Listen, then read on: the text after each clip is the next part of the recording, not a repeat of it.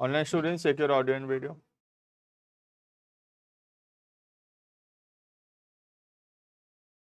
दिशा, अनुष्का, दिया, दो classes offline, पहला दिन से ही ऑनलाइन बोलने से तो फिर साल भर ऑनलाइन होगा फिर.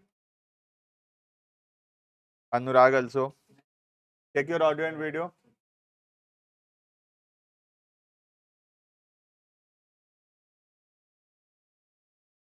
ठीक है, स्टार्ट करते हैं. ओवरऑल तो एक बार सिलेबस बता देता हूँ क्या क्या सिलेबस है और कैसे कैसे एग्जाम्स में क्वेश्चन आएगा, कितना चैप्टर है, कितना बुक है. उसके बाद विल स्टार्ट. राइट, टोटल यहाँ पे तीन तीन बुक है. Book 1, book 2 and book 3. Book 1 है, याद होगा क्लास 11th में हम लोग पढ़े थे अकाउंटिंग फॉर सोल प्रोप्राइटरशिप. यहाँ पे हम trading account, PL account, balance sheet ये सब बनाना सीखे थे. राइट, तो अकाउंटिंग फॉर सोल प्रोप्राइटरशिप जो है, सोल प्रोप्राइटर मतलब जो एक अकेला व्यक्ति बिजनेस कर रहा है, तो अकाउंटिंग 11th क्लास में दिया हुआ था. ठीक है, 12th क्लास के अंदर बुक 1 है, that is all about accounting for partnership firms. Partnership firms कैसे अकाउंटिंग करेगा उसके बारे में पूरा बुक 1 है. ठीक है, और जो बुक 2 और बुक 3 है, दैट इज अबाउट कंपनी. जो हम पढ़े थे पब्लिक कंपनी, प्राइवेट कंपनी, ये सब के बारे में, तो वो लोग कैसे अकाउंटिंग करते हैं. राइट, तो सोल प्रोप्राइटरशिप का जो अकाउंटिंग है वो क्लास 11th में था. यहाँ पे 12th क्लास में सोल प्रोप्राइटरशिप का अकाउंटिंग नहीं दिया हुआ है. यहाँ पे दिया हुआ है अकाउंटिंग फॉर पार्टनरशिप फॉर्म्स, और उसके बाद दिया है अकाउंटिंग फॉर कंपनी. ठीक है, नंबर ऑफ चैप्टर्स अगर देखें, यहाँ पे टोटल 7 चैप्टर्स है. ठीक है, वाले बुक में 2 चैप्टर है. बुक 2 जो है सिर्फ 2 चैप्टर है इसमें, और ये जो लास्ट बुक है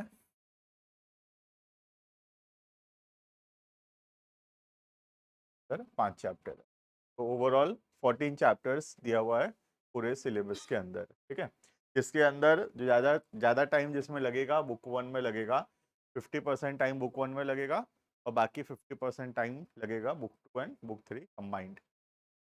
जो अगर बोर्ड्स का बात करूं तो वेटेज बताऊं, ये 36 मार्क्स का वेटेज रखता है बोर्ड एग्जाम्स के समय. ठीक है, आउट ऑफ टोटल 80, 20 मार्क्स का प्रैक्टिकल है. ठीक है, तो 80 मार्क्स में से पार्टनरशिप फॉर्म्स 36 मार्क्स का वेटेज रखता है. ये जो है ये 24 मार्क्स का वेटेज रखता है, और ये 20. तो ओवरऑल ये 80 मार्क्स का पेपर आएगा बोर्ड्स के हिसाब से. राइट, तो बुक 1 36 मार्क्स का है, बोर्ड्स के हिसाब से बता रहा हूँ. बुक 2 जो है वो 24 मार्क्स का है, और बुक 3 जो है वो 20 मार्क्स का. एग्जाम पेपर में ये फिक्स है, ये 20 मार्क आएगा, ये पूरा फिक्स है. ना 19 हो सकता है ना 21 हो सकता है, फिक्स है, आएगा. ठीक है, इसमें थोड़ा बहुत 1-2 मार्क ऊपर नीचे हो सकता है. कभी ये 38 आ गया तो ये 22 आ जाएगा. ये कंबाइंडली 60 आएगा दोनों मिला के. 1-2 मार्क ऊपर नीचे कोई कोई कोई एग्जाम में कभी कभी कैसे आता है. बट जो बुक 3 है वो फिक्स है कि वो जो है वो 20 मार्क्स होगा. क्लियर है. अभी हम लोग, और सारे स्कूल में भी I think book 1 he start करना चाहिए. तो विल स्टार्ट बुक नंबर 1. ठीक है, बुक नंबर 1 में टोटल 7 चैप्टर्स है, जिसके अंदर जो चैप्टर नंबर 1 है वो सबसे बड़ा चैप्टर है पूरे बुक का. पूरे बुक का क्या, पूरे 14 चैप्टर में सबसे बड़ा चैप्टर जो है वो that is chapter number 1. Right, chapter number 1 will रफली टेक 20 क्लासेस कंप्लीट. क्लास बोलने से 12 क्लास 13 क्लास होता है महीना, मतलब 1.5 महीना हम लोग खाली, मतलब अप्रैल एंड तक I think will be reading only chapter number 1. ठीक है, इतना बड़ा चैप्टर है और सबसे बेसिक चैप्टर है. चैप्टर 1 अच्छे से होगा इसका, तो इसका जो बाकी चैप्टर्स है वो क्लियर है. स्टार्ट करेंगे हम लोग बुक 1 चैप्टर नंबर 1. ठीक है, हेडिंग करना chapter 1.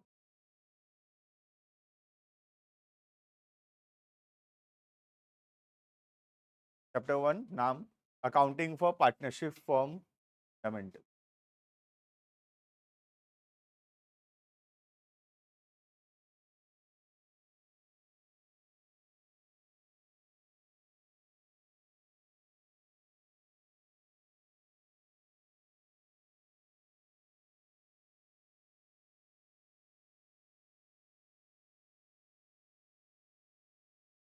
Accounting for partnership firm fundamentals, the name of the chapter, right.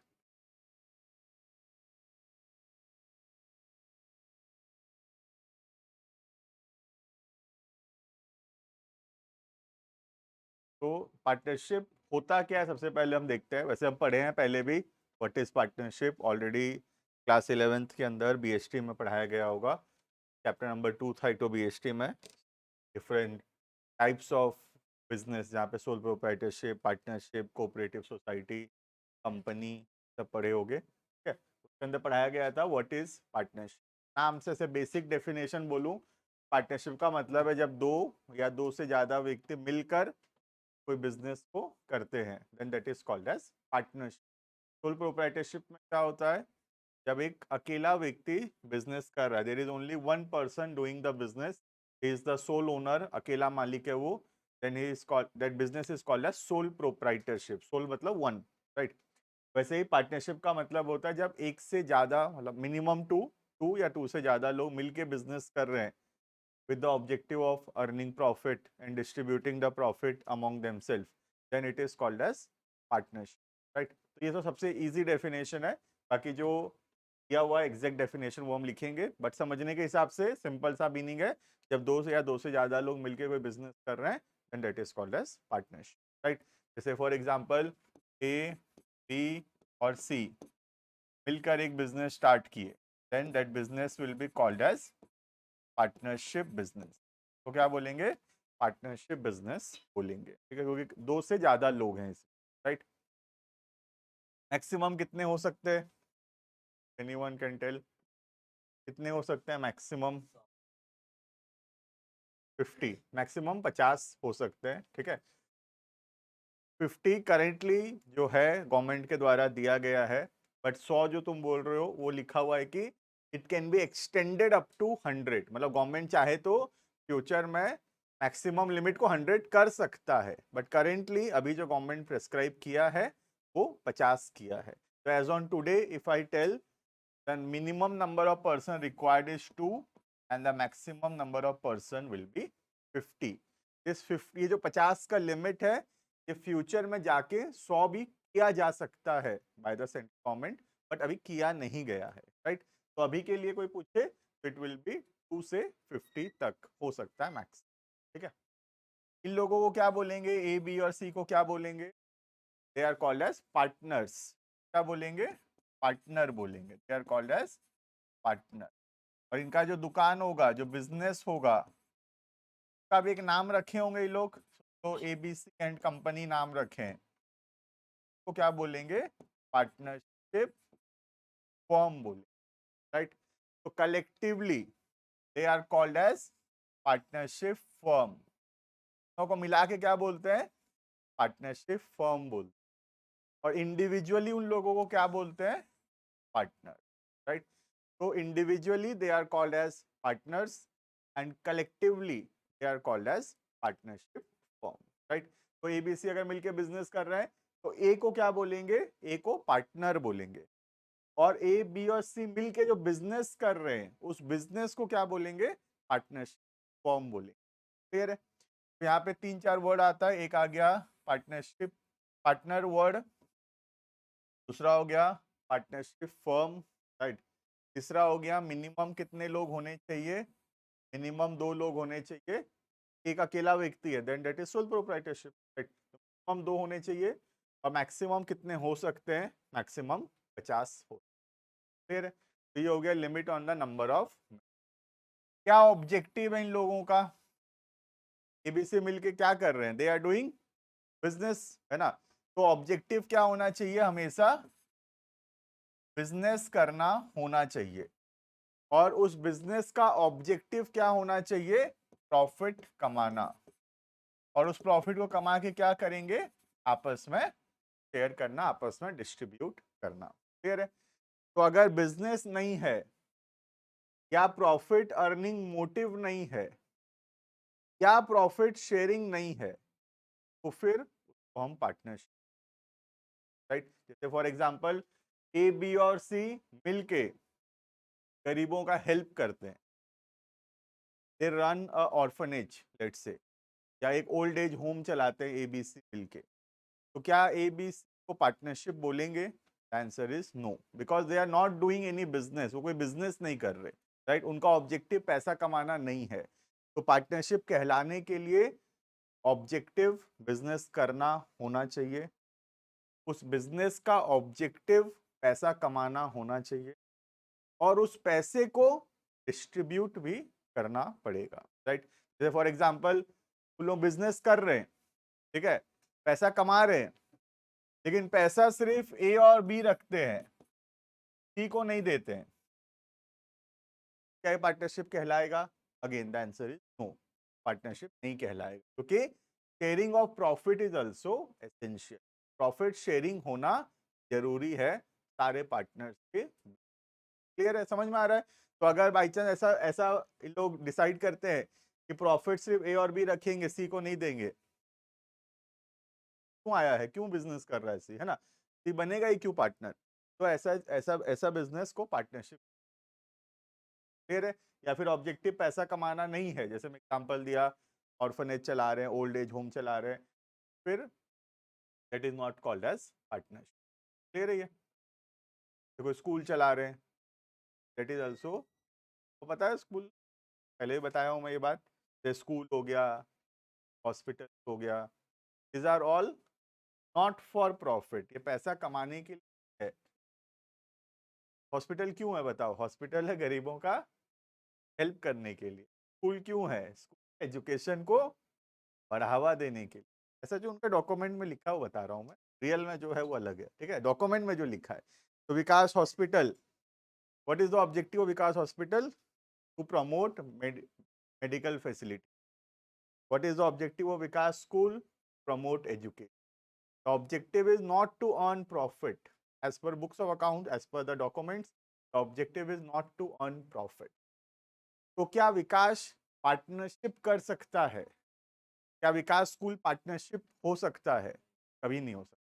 Vikas school can not be a partnership, इधर it can be a sole proprietorship, और it can be some other form of business like a cooperative society और a company, या कुछ और हो सकता है।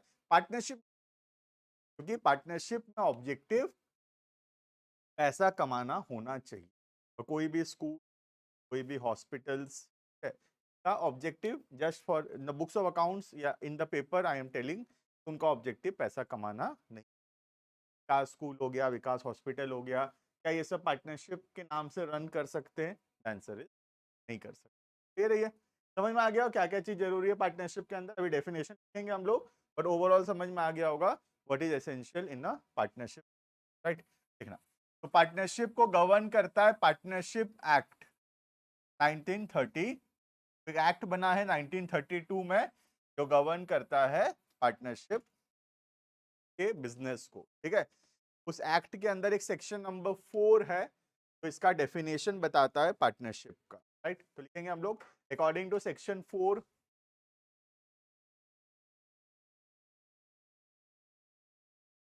Definition लिखा रहा हूं पार्टनरशिप का, फिर उसको और थोड़ा elaborately, according to section 4,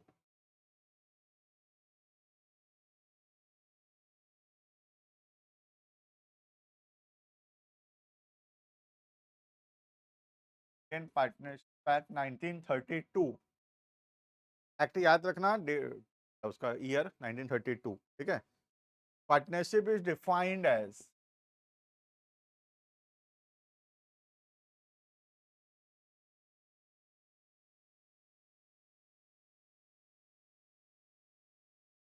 partnership is defined as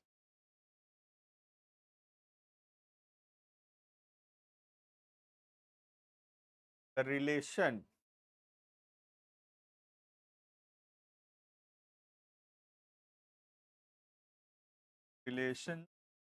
persons, the relation between persons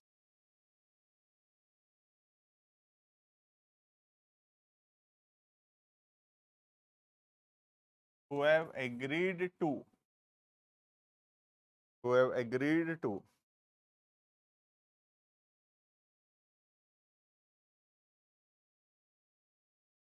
share the profits, who have agreed to share the profits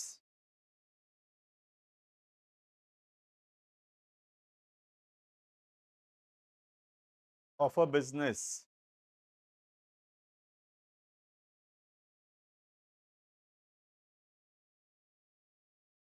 carried on by all. याद आएगा तो ये हम पढ़े हैं पहले भी, exact definition. carried on by all or any of them or any of them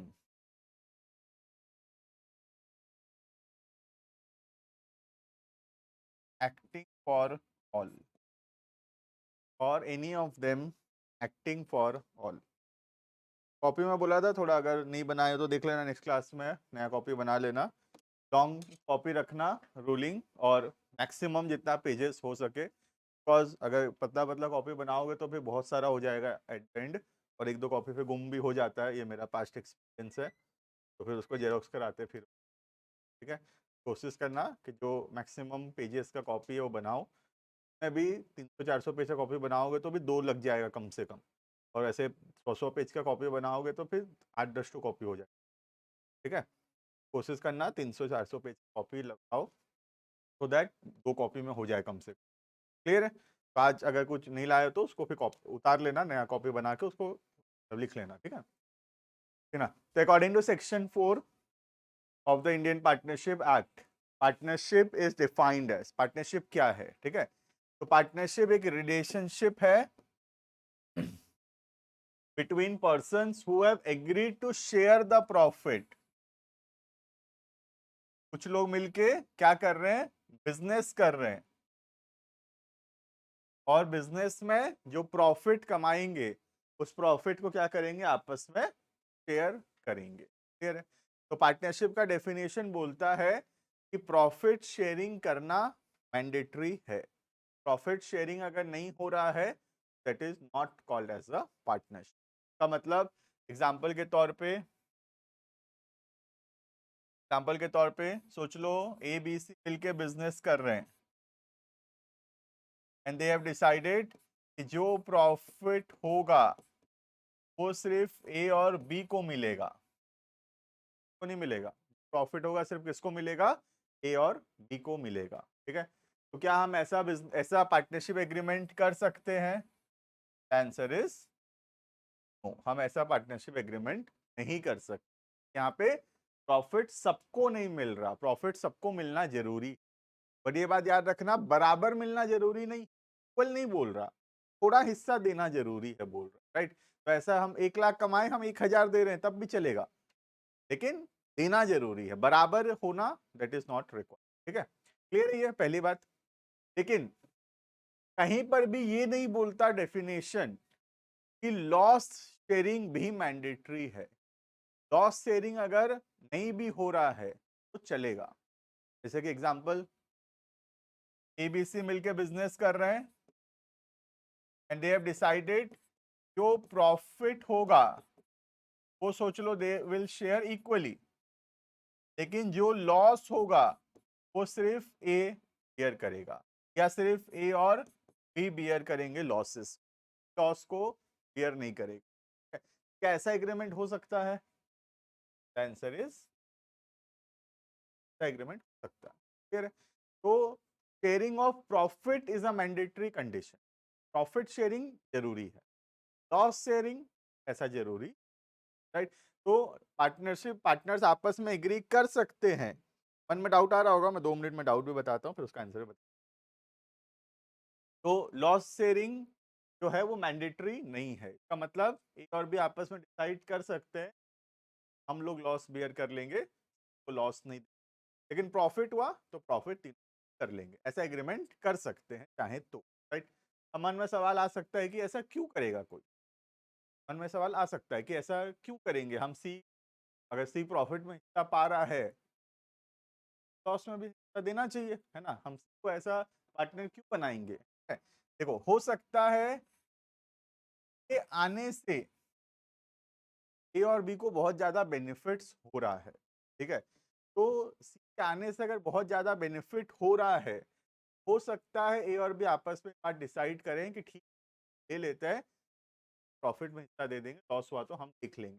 तो वो लोग ऑलमोस्ट जानते हैं कि आने की वजह से फायदा ही, राइट।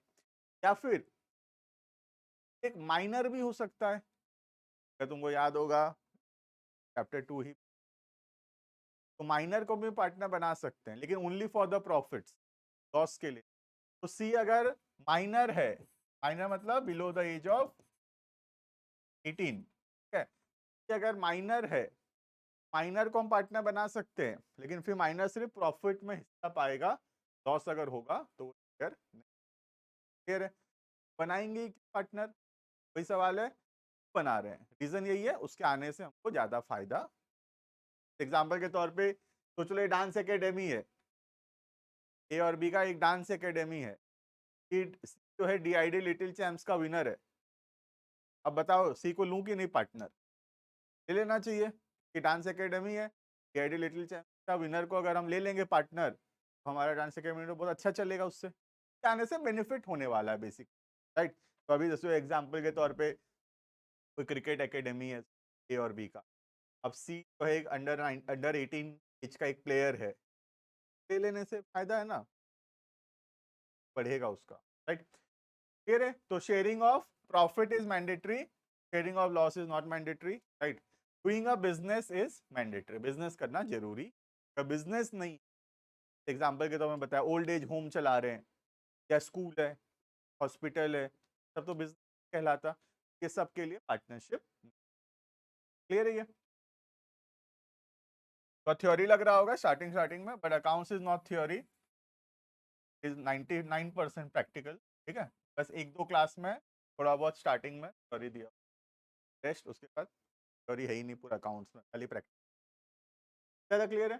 नेक्स्ट उसके बाद क्या लिखा, you can see carried on by all, सब मिलके बिजनेस कर रहे हैं, या फिर और any of them acting for all, का क्या मतलब है? कैरीड ऑन बाय ऑल का मतलब होता है तीनों मिलके बिजनेस कर रहे हैं, ये तीनों मिलके बिजनेस कर रहे हैं, तीनों एक्टिव पार्टनर है, तीनों बिजनेस संभाल रहे हैं, ठीक है। या फिर एक्टिंग फॉर ऑल तो हो सकता है, मतलब सबको मिलके बिजनेस कर रहे हैं, या फिर ऐसे भी हो सकता है तो कर रहे हैं बिजनेस, ए और बी कर रहे हैं बिजनेस, सबके बदले, मतलब जो है स्लीपिंग पार्टनर, ए और बी खाली एक्टिव पार्टनर है और सी क्या है, सी स्लीपिंग पार्टनर। ऐसा होने से चलेगा? चलेगा, राइट। तो अगर तीनों एक्टिव पार्टनर हैं तो भी चलेगा, कैरिड ऑन बाय ऑल, मतलब तीनों बिजनेस करते हैं, एक्टिव पार्टनर है। या फिर कुछ लोग करते हैं बिजनेस सबके बदले, मतलब बाकी जो है वो क्या है, बाकी सब पार्टनर है, ठीक है। तो A B C D E F 6 partner है लेकिन बिजनेस दो लोग संभालते हैं, 4 लोग आते ही नहीं बिजनेस, चलेगा ये? Okay, right. क्योंकि कुछ लोग अगर बिजनेस कर रहे हैं सबके बदले दे रही है। तो this is all about what is partnership. Partnership होता क्या है? तो partnership is basically relationship between person who have agreed to share the profits of the business carried on by all or any of them acting, clear है? अब ये लोग क्या करते हैं, सब टर्म्स एंड कंडीशंस डिसाइड करेंगे। अब तुम सोचो कि 3 लोग मिलकर बिजनेस कर रहे हैं, ठीक है, क्या क्या बातों पे डिस्कशन करोगे? बताओ, तुम बताओ, सोच लो, हरीश, कौशिक मिलके बिजनेस कर रहे हैं, they have started a business. तो बातों पे पहले से बातचीत हो जाना जरूरी, वरना बाद में डिस्प्यूट निकलेगा, बाद में झगड़ा निकलेगा। तो कुछ मैटर्स है जिनके ऊपर पहले से बातचीत हो जाए तो ठीक, राइट। जैसे कि बिजनेस का नाम क्या रहेगा, कहाँ पे बिजनेस करेंगे, कौन कितना पैसा लगाएगा, प्रॉफिट कैसे डिवाइड होगा, कौन बिजनेस में क्या काम देखेगा, कौन बिजनेस संभालेगा, अगर कौन कौन कितना ड्राइंग्स कर सकता है, कोई अगर पार्टनरशिप छोड़ के जाना चाहे तो उसका क्या प्रोसेस, अगर हम किसी को लाना चाहें तो उसका क्या प्रोसेस, अगर में और पैसा चाहिए कौन लेकर आएगा, फिर मैं कौन क्या काम देखेगा, ये सब कुछ पहले से डिसाइड हो जाना जरूरी, राइट। तो जब भी कोई पार्टनरशिप बनता है तो उसका जो टर्म्स एंड कंडीशन है वो सब डिसाइड हो जाना तो पार्टनरशिप एक्ट बोलता है चाहो तो ओरल भी कर सकते हो या रिटन भी कर सकते हो। ओरल भी अलाउड है, ओरली बातचीत करके तो भी it is allowed, but real life के अंदर will face a problem in the oral agreement, because oral agreement में क्या होगा, कल दिन कोई डिनाई कर दिया ऐसा बात नहीं हुआ था, फिर हमारे पास कोई प्रूफ रहेगा दिखाने के लिए, राइट। वरना अगर रिटन एग्रीमेंट्स होगा, जैसे हम बोले कि ये तेरे बारे में ऐसा बोल रहा था, प्रूफ नहीं है, स्क्रीनशॉट अगर है तो वो फंस गया, है ना। तो रिटर्न हो तो फंस गया वो, खाली बोला बोली में भरोसा नहीं होता, लेकिन अगर स्क्रीनशॉट दिखा दिए फिर बोला था, right?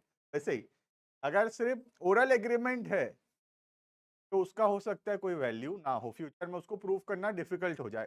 लेकिन क्या पार्टनरशिप एक्ट मना करता है ओरल एग्रीमेंट के लिए? The answer is no, is okay if you are doing oral agreement, it is okay.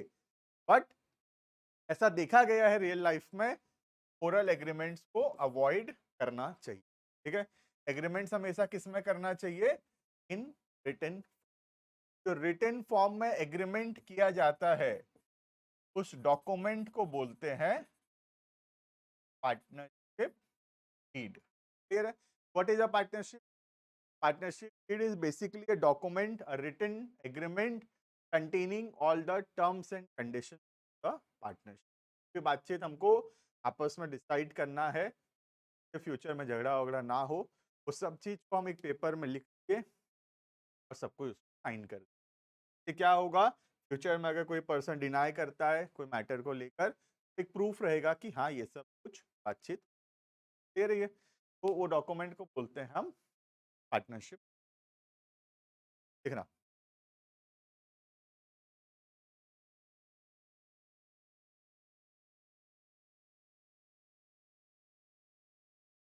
Partners में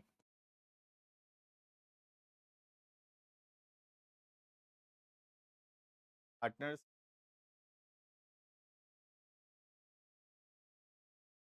side have an oral or written agreement। Partners may decide to have an oral or a written agreement containing regarding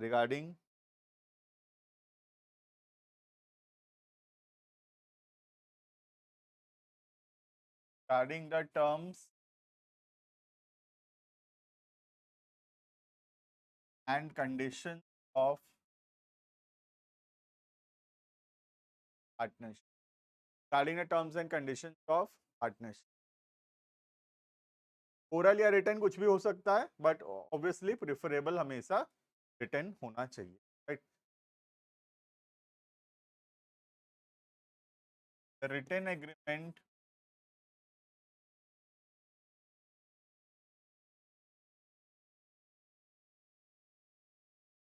by all the partners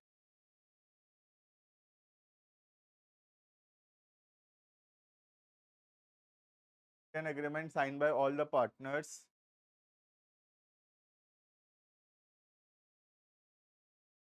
called as partnership deed। Written agreement signed by all the partners is called as partnership। So what is a partnership deed? A partnership deed is a written document containing all the terms and conditions of। क्या क्या लिखा हुआ रहता है partnership deed के अंदर? Examples हम लोग लिखेंगे। तो कंटेन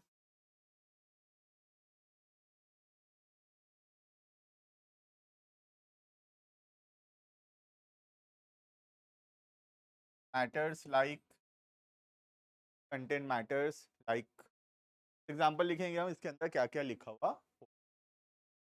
पहला, ऑफ बिजनेस का क्या नाम रहेगा? केयर ऑफ बिजनेस, क्या बिजनेस कर रहे हैं हम लोग? Third, name and address of partners,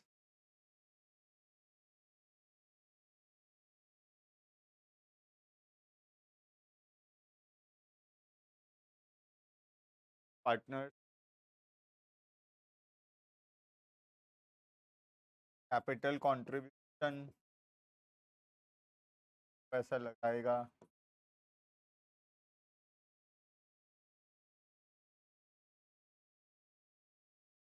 rate of interest on capital,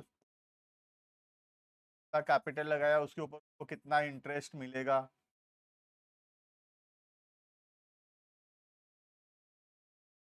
amount of drawings, कौन कितना ड्राइंग्स कर सकता है, प्रॉफिट शेयरिंग रेशियो, प्रॉफिट कैसे होगा,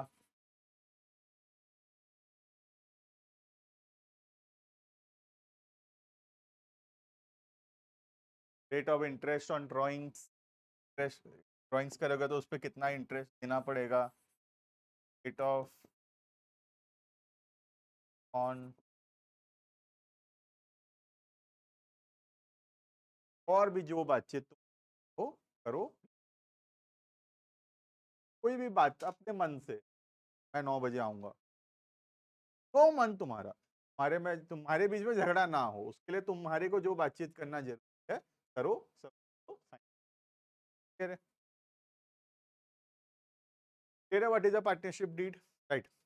तो पार्टनरशिप डीड जो है वो ओरल या रिटन कैसा भी हो सकता है, एग्जाम में एमसीक्यू आता है इसलिए बार बार बता सकता है, ओरल नहीं शायद, बट इट इज अलाउड, ठीक है? एग्जाम में पूछ ओरल एग्रीमेंट्स आर वैलिड और नॉट, ठीक है?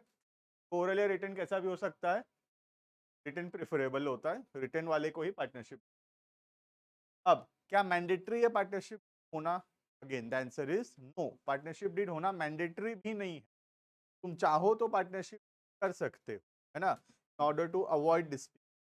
लेकिन अगर किसी बिजनेस का पार्टनरशिप नहीं है तो फिर लोगों के बीच में झगड़ा होने का चांसेस हाई है, के बीच में झगड़ा होगा, प्रॉफिट कैसे डिस्ट्रीब्यूट, कौन कैपिटल लगाया था उस पर कितना इंटरेस्ट मिलेगा, कितना ड्राइंग्स के ऊपर इंटरेस्ट देना है, क्या ये सब के ऊपर झगड़ा होने का चांसेस है। जो पार्टनरशिप एक्ट है वो बताया है, अगर पार्टनरशिप फर्म का पार्टनरशिप डीड नहीं है तो क्या क्या प्रोविजन एप्लीकेबल आ रहा है। ये हमारा पहला प्रैक्टिकल यहाँ से स्टार्ट होगा, अभी तक ये नाउ प्रैक्टिकल टॉपिक शुरू हो रहा है। यहाँ पे पहला टॉपिक है कि अगर पार्टनरशिप डीड नहीं है तो क्या क्या प्रोविजन एप्लीकेबल, क्लियर है? देखो अगर पार्टनरशिप डीड है तो जो पार्टनरशिप डीड में लिखा है वही होगा। अब चाहे पार्टनरशिप डीड में लिखा है लेट से प्रॉफिट डिवाइड होगा 5:4:1, तो 5:4:1 ही डिवाइड होगा। पार्टनरशिप डीड में लिखा है इंटरेस्ट ऑन कैपिटल 12% होगा, फिर 12% होगा, जो पार्टनरशिप डीड लिखा है वही होगा। लेकिन अगर पार्टनरशिप डीड ही नहीं है या फिर पार्टनरशिप डीड है लेकिन प्रॉफिट के बारे में उसमें कुछ लिखा हुआ नहीं है, तो फिर क्या होगा? हम क्या पढ़ रहे हैं समझ में आ रहा है? हम पढ़ रहे हैं कि अगर कुछ डिसाइड नहीं हुआ है तो क्या होगा, अगर कुछ डिसाइड हुआ है तो जो डिसाइड हुआ है वही होगा, अगर कुछ डिसाइड नहीं हुआ है तो क्या होगा, हम वो पढ़ रहे हैं, क्लियर है? तो ऐसा मत सोचना कि अभी जो मैं लिखा रहा हूं ऐसा ही होगा हमेशा, ऐसा कब होगा? जब कुछ भी डिसाइडेड नहीं है तब ऐसा होगा, ठीक है? अगर डिसाइडेड है, जो डिसाइडेड है वही हो, क्लियर है? ये हेडिंग करेंगे, पहला प्रैक्टिकल टॉपिक है, ये सब सॉरी खत्म हो गया। Practical topic heading provisions in the absence of partnership,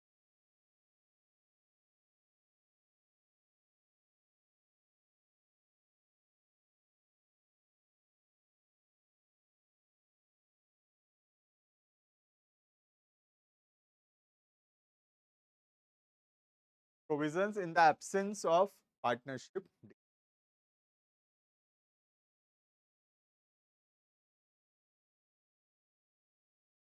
क्या है, अगर पार्टनरशिप डीड नहीं है तो क्या होगा? पहला,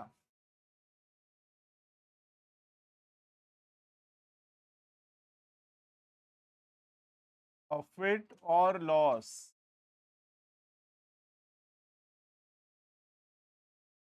थर्ड, प्रॉफिट हो या लॉस कैसे डिस्ट्रीब्यूट होगा? इक्वली डिस्ट्रीब्यूट हो। तो क्या हमेशा इक्वल होगा? नहीं। अगर डिसाइड हुआ था 5:4:1, 5:4:1 होगा।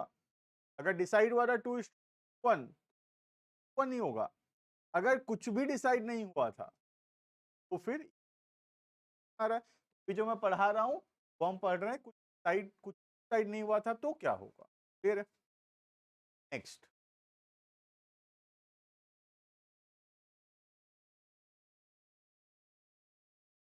Test on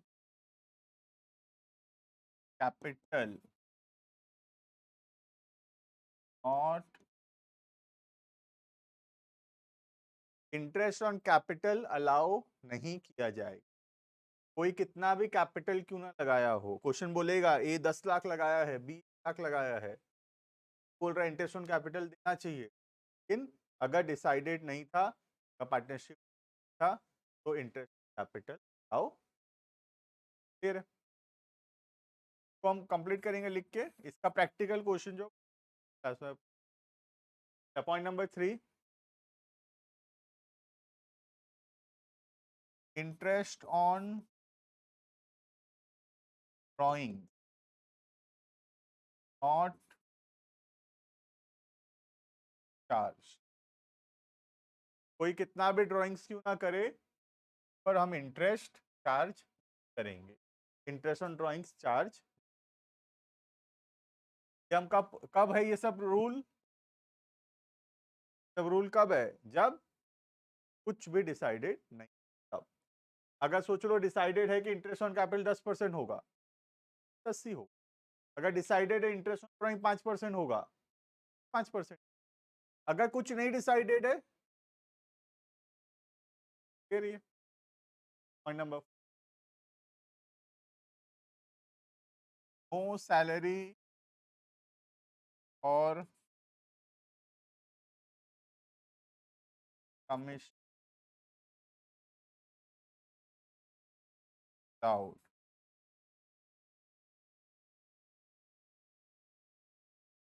partner. तो पार्टनर को कोई भी सैलरी या कमीशन मिलेगा।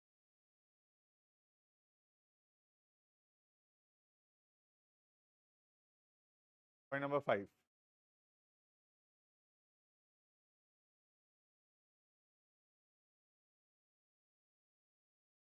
Interest on loan by partner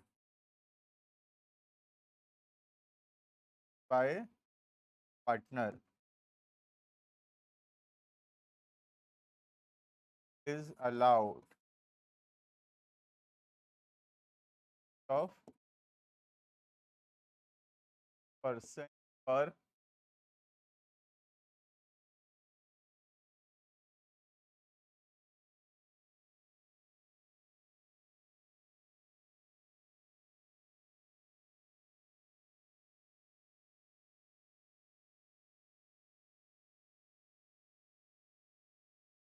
partner cannot be paid. Partner cannot be paid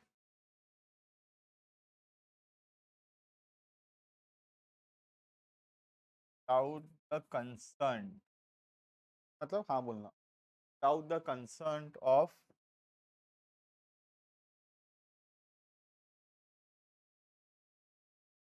all the ex partner, without the consent of all the existing partners.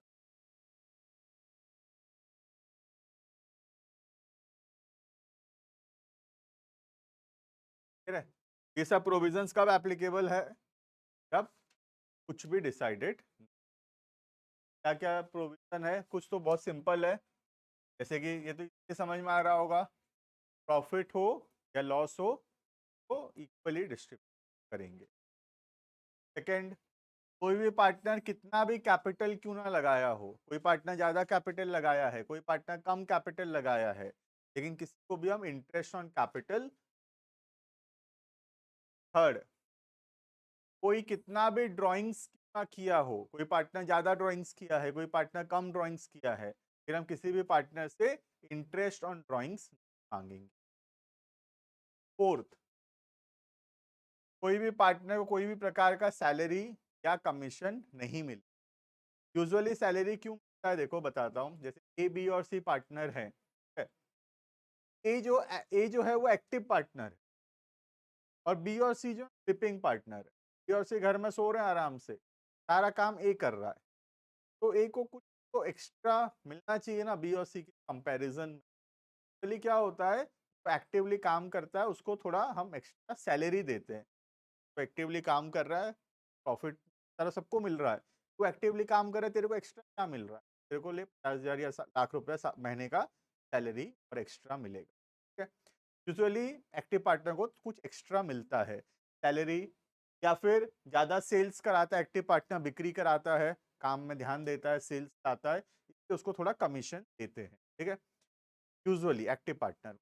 लेकिन अगर partnership नहीं है तो कोई भी प्रकार का सैलरी या कोई भी प्रकार का कमीशन क्लियर है। Profit loss equal, interest on capital not allowed, interest on drawings नहीं लगाएंगे, कोई भी प्रकार का सैलरी या कमीशन नहीं देंगे पार्टनर। लास्ट वाला बहुत इजी है, कोई भी नया आदमी को हम पार्टनर नहीं बनाएंगे without the concern of all the existing partner. Right, जैसे ए बी और सी पार्टनर है, अब डी को अगर पार्टनर बनाना है, ए हाँ बोल रहा है, बी हाँ बोल रहा है, मना कर रहा है, तो क्या हम डी को पार्टनर बना सकते हैं? नहीं बना सकते। क्यों? क्योंकि concern of all is required, majority नहीं, concern of all is required, सबका कंसर्न जरूरी। एक भी पर्सन अगर मना कर रहा है तो हम पार्टनर, नया पार्टनर नहीं ला सकते। क्लियर है ये? तो ये इजीली समझ में आ रहा हो इतना। एक खाली पॉइंट नंबर 5 थोड़ा अलग है, यहाँ ध्यान देना। क्या है कि अगर कोई पार्टनर लोन दिया है पार्टनरशिप फर्म को, देखो पार्टनरशिप फर्म को कैपिटल तो मिल गया, ए बी सब कोई कैपिटल लगा दिए फर्म में, बिजनेस में। ठीक है, अब बिजनेस को और पैसा का जरूरत था, तो ए क्या किया, ए लोन दिया है पार्टनरशिप फर्म को। तो पार्टनरशिप एक्ट बोलता है कि कैपिटल के ऊपर इंटरेस्ट नहीं दोगे चलेगा, कैपिटल के ऊपर इंटरेस्ट मत दो चलेगा, कैपिटल तो सबको ही लगाते हैं, लेकिन लोन हो सकता है कोई एक दो लोग दिए होंगे, तो लोन के ऊपर इंटरेस्ट देना पड़ेगा। कितना इंटरेस्ट देगा पार्टनरशिप फर्म पार्टनर को, इंटरेस्ट फिक्स कर दिया, कितना देगा, परसेंट पर। क्लियर है? अगर सोचो लोन देते समय बात हुआ था 10% का, कितना मिलेगा बोलो, 10 मिलेगा कि 6 मिलेगा? 10 मिलेगा। समझ में आ रहा है? मैं 6 कब, ये रूल कब बता रहा हूं मैं, जब कुछ डिसाइडेड नहीं है तब का बात बता रहा हूं। समझ में आ रहा है? तो अगर लोन देते समय बात हुआ था 10% का इंटरेस्ट लेगा मिस्टर ए, मिस्टर ए बोला 10% लूंगा तभी लोन दूंगा, 80% लेगा फिर वो। अगर कुछ डिसाइडेड नहीं था तो 6%। समझ में आ रहा है? ये सारा का सारा रूल तभी एप्लीकेबल है when the deed absent, absence में एप्लीकेबल। समझ में आ रहा है? अगर डिसाइड हुआ था प्रॉफिट 1 होगा तो उतना ही होगा, फिर अगर नहीं डिसाइडेड था तो इक्वल होगा। समझ में आ रहा है? अगर इन दोनों का इंटरेस्ट डिसाइडेड था 10% होगा, फिर 10% होगा, अगर नहीं डिसाइडेड था फिर नहीं। समझ में आ रहा है? अगर डिसाइडेड था सैलरी कितना होगा, कमीशन कितना होगा, तो नहीं होगा, नहीं डिसाइडेड था तो फिर नहीं। आ रहा है? क्लियर है ये? तो ये सब जो हम पढ़ रहे हैं, कंफ्यूज मत होना, ये सब कब है, when partnership is not there, फिर नहीं है। क्या पढ़ेंगे हम लोग, ये जो 6 पॉइंट है सब प्रैक्टिकल क्वेश्चन नेक्स्ट क्लास में पढ़ेंगे। बुक अगर मिल रहा है क्या, बुक आ गया, नया एडिशन आ गया है, आई थिंक ऑनलाइन आ गया होगा, देख लेना। ठीक है, बुक जो लेना है that is fix, S Grewal का, ठीक है। न्यू एडिशन देख के लेना, अगर नहीं आया है मार्केट में वेट कर लेना, ऐसे बुक नहीं चाहिए। एक दो क्लास मैं पुराने बुक से यहाँ स्कैन करके क्वेश्चन दिखा दूंगा, हम लोग कर लेंगे, बट थोड़ा वेट कर लेना, न्यू एडिशन आएगा भी ले लेना, ठीक है। और आई थिंक ऑनलाइन आ जाता है अभी तक तो, मार्च इतना ध्यान नहीं मिल रहा होगा बरगढ़ में, चल जाएगा कि मैनेज करना पड़ेगा इलस्ट्रेशन, ठीक है, करना पड़ेंगे। बाकी नेक्स्ट का टाइमिंग यही है अभी के लिए, अभी सिर्फ अकाउंट्स पढ़ेंगे, नेक्स्ट वीक से सब एक साथ स्टार्ट करेंगे। अभी ये वीक में सिर्फ अकाउंट्स 5 बजे रख, Monday Wednesday Friday 5 o'clock accounts, बाकी बी एच कॉमिक्स बैच 2 सब नेक्स्ट ऑनलाइन स्टूडेंट्स